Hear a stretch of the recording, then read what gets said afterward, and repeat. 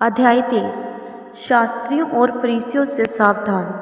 तब यीशु ने भीड़ से और अपने चेलों से कहा, शास्त्री और फरीसी मूसा की गद्दी पर बैठे हैं, इसलिए वह तुमसे जो कुछ कहें वह करना और मानना, परंतु उनके से काम मत करना, क्योंकि वह कहते तो हैं पर करते नहीं। वह एक ऐसे भारी बोझ को जिनको उठाना कठिन है बांधकर उन्हें मनुष्य के कंधों पर रखते हैं, परंतु स्वयं उसे अपनी उंगली से भी सरकाना नहीं चाहते। वह अपने सब काम लोगों को दिखाने के लिए करते हैं। वह अपने ताबीज़ों को चौड़ा करते और अपने वस्त्रों की कोरे बढ़ाते हैं। भोर में मुख्य मुख्य स्थान और सभा में मुख्य मुख्य आसन, बाजारों में नमस्कार और मनुष्यों में रब्बी कहलाना उन्हें भाता है। परंतु तुम रब्बी ना कहलाना, क्योंकि तुम्हारा एक ही गुरु है और तुम सब भाई हो। पृथ्वी पर किसी को अपना पिता ना कहना, क्योंकि तुम्हारा एक ही पिता है जो स्वर्ग में है। और स्वामी भी ना कहना, क्योंकि तुम्हारा एक ही स्वामी है अर्थात मसीह। जो तुम में बड़ा हो वह तुम्हारा सेवक बने। जो कोई अपने आप को बड़ा बनाएगा वह छोटा किया जाएगा, और जो कोई अपने आप को छोटा बनाएगा वह बड़ा किया जाएगा। शास्त्रियों और फरीसियों के पाखंड की भर्त्सना। हे कपटी शास्त्रियों और फरीसियों, तुम पर हाय! तुम मनुष्यों के लिए स्वर्ग के राज्य का द्वार बंद करते हो, ना तो स्वयं ही उसमें प्रवेश करते हो, ना उसमें प्रवेश करने वालों को प्रवेश करने देते हो। हे कपटी शास्त्रियों और फरीसियों, तुम पर हाय! तुम विधवाओं के घरों को खा जाते हो और दिखाने के लिए बड़ी देर तक प्रार्थना करते रहते हो, इसलिए तुम्हें अधिक दंड मिलेगा। हे कपटी शास्त्रियों और फरीसियों, तुम पर हाय! तुम एक जन को अपने मन में लाने के लिए सारे जल और थल में फिरते हो, और जब वह मत में आ जाता है तो उसे अपने से दूना नारकीय बना देते हो। हे अंधे अगुओं, तुम पर हाय! जो कहते हो कि यदि कोई मंदिर की शपथ खाए तो कुछ नहीं, परंतु यदि कोई मंदिर के सोने की सौगंध खाए तो उसे उससे बंध जाएगा। हे मूर्खों और अंधों, कौन बड़ा है, सोना या वह मंदिर जिससे सोना पवित्र होता है? फिर कहते हो कि यदि कोई वेदी की शपथ खाए तो कुछ नहीं, परंतु जो भेंट उस पर है यदि कोई उसकी शपथ खाए तो बंध जाएगा। हे अंधों, कौन बड़ा है, भेंट या वेदी जिससे भेंट पवित्र होती है? इसलिए जो वेदी की शपथ खाता है वह उसकी और जो कुछ उस पर है उसकी भी शपथ खाता है। जो मंदिर की शपथ खाता है वह उसकी और उसमें रहने वाले की भी शपथ खाता है। जो स्वर्ग की शपथ खाता है वह परमेश्वर के सिंहासन की और उस पर बैठने वाले की भी शपथ खाता है। हे कपटी शास्त्रियों और फरीसियों, तुम पर हाय! तुम पुदीने और सौंफ और जीरे का 10वां देते तो हो, परंतु तुमने व्यवस्था की गंभीर बातों को अर्थात न्याय और दया और विश्वास को छोड़ दिया है। चाहिए था कि उन्हें भी करते रहते और उन्हें भी ना छोड़ते।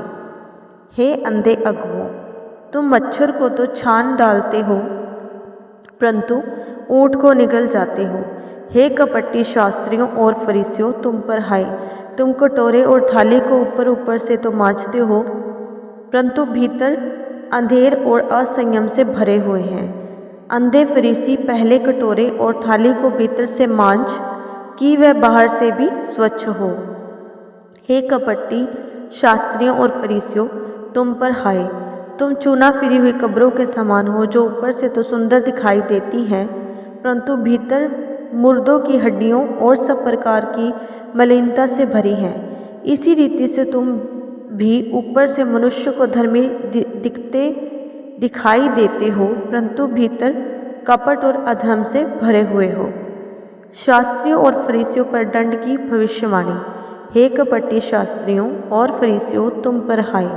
तुम भविष्यद्वक्ताओं की कब्रें संवारते और धर्मियों की कब्रें बनाते हो और कहते हो, यदि हम अपने बाप दादाओं के दिनों में होते तो भविष्यद्वक्ताओं की हत्या में उनके साझी ना होते। इससे तो तुम अपने पर आप ही गवाही देते हो कि तुम भविष्यद्वक्ताओं के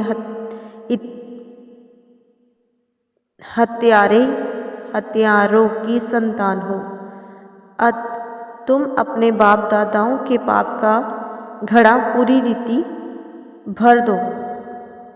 हे सांपों, हे करैतों के बच्चों, तुम नरक के दंड से कैसे बचोगे?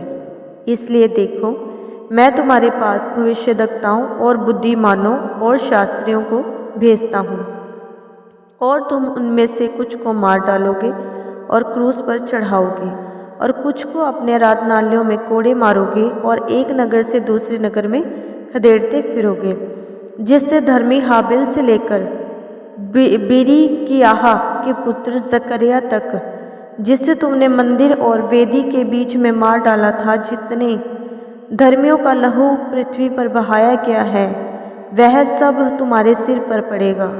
मैं तुमसे सच कहता हूँ कि ये सब बातें इस समय के लोगों पर आ पड़ेंगी।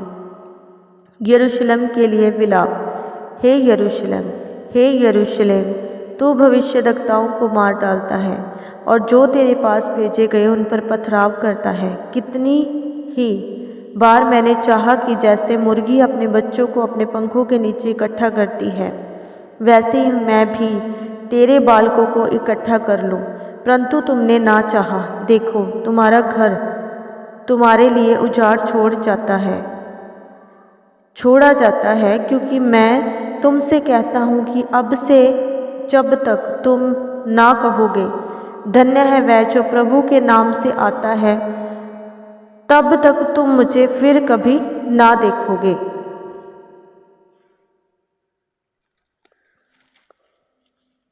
मंदिर के विनाश की भविष्यवाणी। जब यीशु मंदिर से निकलकर जा रहा था, तो उसके चेले उसके मंदिर की रचना दिखाने के लिए उसके पास आए। उसने उनसे कहा, तुम यह सब देख रहे हो ना? मैं तुमसे सच कहता हूँ, यहाँ पत्थर पर पत्थर भी ना छूटेगा जो ढाया ना जाएगा। संकट और कलेश। जब वह जैतून पहाड़ पर बैठा था, तो चेलों ने एकांत में उसके पास आकर कहा, हमें बता कि ये बातें कब होंगी, तेरे आने का और जगत के अंत का क्या चिन्ह होगा?